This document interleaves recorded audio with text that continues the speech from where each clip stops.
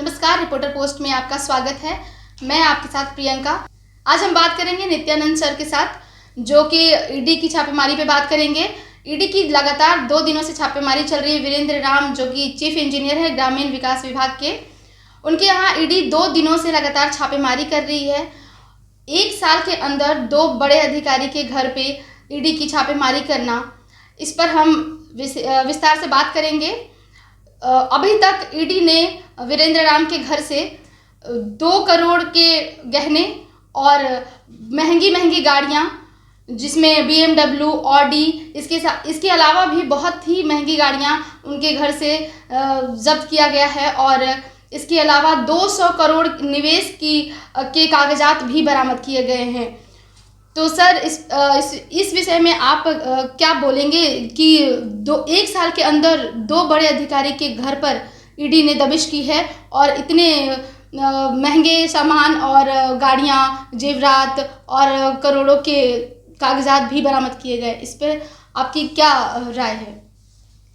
नहीं, देखिए, ये तो एक है कि वीरेंद्र राम जो हैं वो एक उनकी जूनियर इंजीनियर से चीफ इंजीनियर तक की कहानी है। तो यूजुअली क्या होता है कि एक जूनियर इंजीनियर को एग्जीक्यूटिव इंजीनियर में ही सारी ज़िंदगी बीत जाती है और वो सुपरिटेंडिंग इंजीनियर बने और प्रभार में चीफ इंजीनियर के हैं। साथ साथ में जल संसाधन के अलावा उन्हें 2 और विभागों का भी चीफ इंजीनियर बनाया गया है, जो अपने आप में एक महत्वपूर्ण विषय है। और जिस तरह की बातें आ रही हैं कि उनके संबंध जो भी सरकारें रही हैं, क्योंकि क्या है कि एक दिन में तो वो जूनियर इंजीनियर से चीफ इंजीनियर तक का सफ़र तय नहीं किए हैं। उन्हें ये सफ़र तय करने में तो काफ़ी समय लगा है। तो कहीं ना कहीं हर सरकारों में उनकी एक अच्छी पैठ रही है। और हम अगर जो देखेंगे, आपको जो पूजा सिंघल की जो पिछले साल गिरफ्तारी हुई थी मनी लॉन्ड्रिंग और इलीगल माइनिंग केस में, ईडी का दबिश पड़ा था और रेड हुआ था, बाद में उनकी गिरफ्तारी भी हुई थी। तो पूजा सिंघल भी जो हैं वो पूर्ववर्ती जो सरकार रही है उसमें भी उनके बहुत अच्छे संबंध रहे हैं और इस सरकार में भी उनकी पोस्टिंग काफ़ी अच्छे जगहों पर रही थी। तो प्रश्न ये उठता है कि जो कमाने वाले अधिकारी हैं वो सत्ता किसी की भी हो, वो अपना जगह बना लेते हैं और जगह बनाकर वो, अब प्रश्न ये उठता है कि एक चीफ इंजीनियर, सुपरिटेंडिंग इंजीनियर को एक तो चीफ इंजीनियर का प्रभार मिलता है, एक विभाग नहीं उसके अलावा भी और भी विभाग का चार्ज मिलता है। तो ये कहीं ना कहीं एक सोचने पर करता है कि आखिर में ऐसा सिस्टम क्या है। तो सिस्टम में कुछ न कुछ तो चीज़ें हैं, जो कुछ न कुछ उनकी चीज़ें तो होंगी कि लोगों को सूट करता होगा ताकि वो बने रहें जी।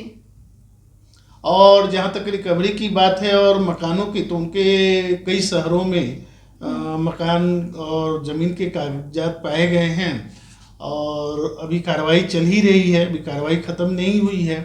और जो सूचना मिली है कि उनको ईडी कार्यालय भी ले जाया गया है, तो वहाँ भी मुझे लगता है कि कुछ पूछताछ होगी और कुछ और खुलासे इसमें होंगे।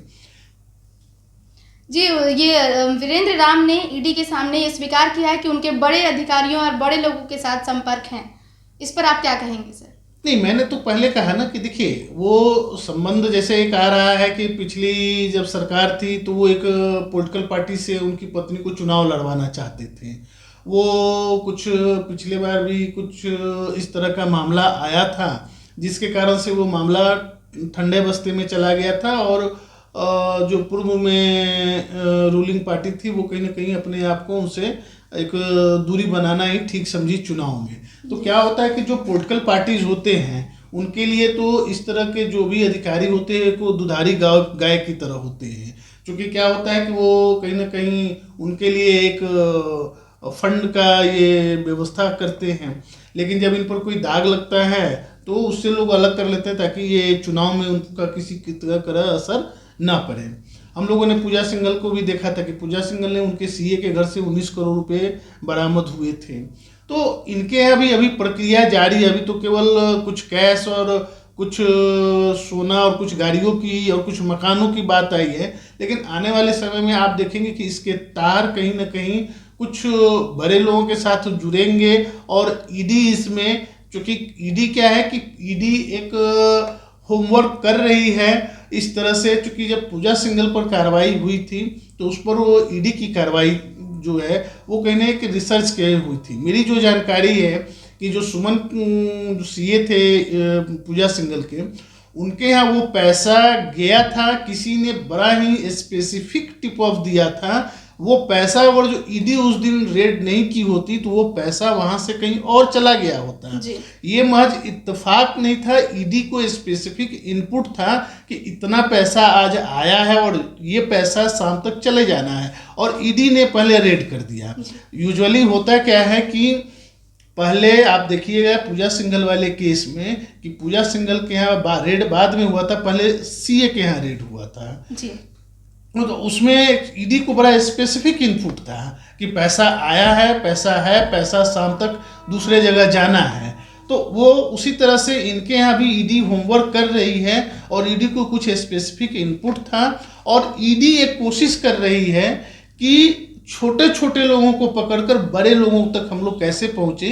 इस कार्रवाई में ईडी अपनी कार्रवाई आगे की ओर बढ़ा रही है जी। पूजा सिंघल वाले मामले में भी सर झारखंड उस टाइम मतलब हॉट राजनीति का दौर गर्मा गया था इस पे भी, और बाकी जो स्टेट हैं वो भी आलोचना कर रहे थे। और ऐसे में अब वीरेंद्र राम जो कि चीफ इंजीनियर हैं ग्रामीण विकास विभाग के, इसके अलावा भी उन्हें ग्रामीण विकास विभाग विशेष प्रमंडल का भी अतिरिक्त प्रभार दिया गया है। तो ऐसे बड़े लोग जब लोगों के घर पे जब रेड होता है तो अन्य राज्य के लोग भी प्रतिक्रिया देने लगते हैं, इस पर आप क्या कहेंगे? देखिए, ये तो एक नेचुरल कोर्स है कि प्रतिक्रिया जो पक्ष में रहता है, जो सत्ता में रहता है, वो चीज़ों को अपने ढंग से उस पर प्रतिक्रिया देता है। जो विपक्ष होता है वो अपने ढंग से प्रतिक्रिया देता है। क्रिया और प्रतिक्रियाएं तो क्या होती है कि ये चलती रहती हैं, वो केंद्र में हो या राज्य सरकार में हो। तो ये कोई नई चीज़ है, क्योंकि ये पॉलिटिक्स का एक पार्ट है। लेकिन ईडी जो कार्रवाई कर रही है, तो ईडी ठीक है, ये बात सही है कि ईडी के बारे में एलिगेशन लगता है कि ये उन राज्यों को टारगेट कर रही है जहां बीजेपी की सरकारें नहीं हैं।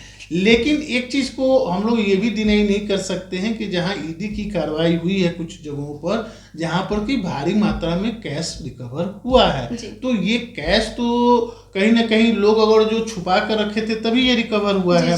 अगर जो ये छुपा हुआ नहीं रहता, ईडी तो खुद पैसा लाकर नहीं डाल रखती है, तो कहीं ना कहीं ये कोई ना कोई काली कमाई है।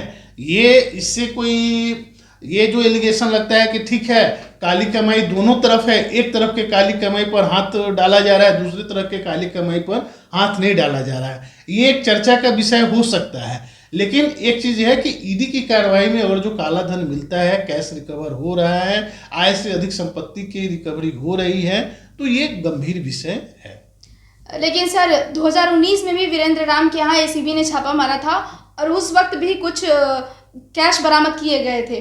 तो क्या ये माना जाए कि वीरेंद्र राम पहले से ही अमीर बनने की या क्या है कि अवैध संपत्ति जब्त करने की प्लानिंग कर लेगी? मैंने आपको क्या बोला कि इसके पहले 2019 में जो छापा पड़ा था, उनकी पत्नी जो चुनाव लड़ना चाहती थी, उस छापे के बाद ही वो उनकी पत्नी से उस पार्टी ने अपनी दूरी बना ली। और उस समय में ही ये था कि मैं एक चीज़ ये कह रहा हूँ कि जो पैसे वाले लोग हैं, ये पूजा सिंघल हो चाहे अभी वीरेंद्र राम हो, इन लोगों की स्थिति क्या है कि पूर्ववर्ती सरकारों में भी इनकी अच्छी स्थिति थी, तब तो ये इतने पैसे कमा रहे थे और वो कहीं ना कहीं आगे भी बरकरार है। तो इनके जो है ये लोग बहुत वेल कनेक्टेड हैं, इनके कहीं ना कहीं अधिकारियों में और जो लोग इस तरह के मतलब पोस्टिंग करते हैं, कहीं ना कहीं उस तक पहुंच है, तब तो ये अपनी बना करके, और एक विभाग ही नहीं, इसके अलावा 2 और विभाग का चीफ इंजीनियर होना ये अपने आप में बहुत बड़ी बात है। तो कहीं ना कहीं ईडी की कार्रवाई ऐसे शुरू नहीं हुई है, ईडी इन पर नज़र बनाई हुई थी, ईडी इन पर रिसर्च कर रही थी और उस रिसर्च के आधार पर इनके यहाँ छापामारी किया गया है।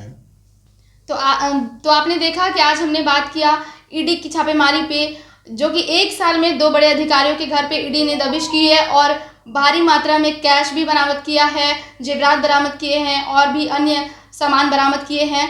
और झारखंड में ईडी लगातार बड़े बड़े लोगों पे नज़र रख रही है, होमवर्क कर रही है और फिर छापे मार रही है।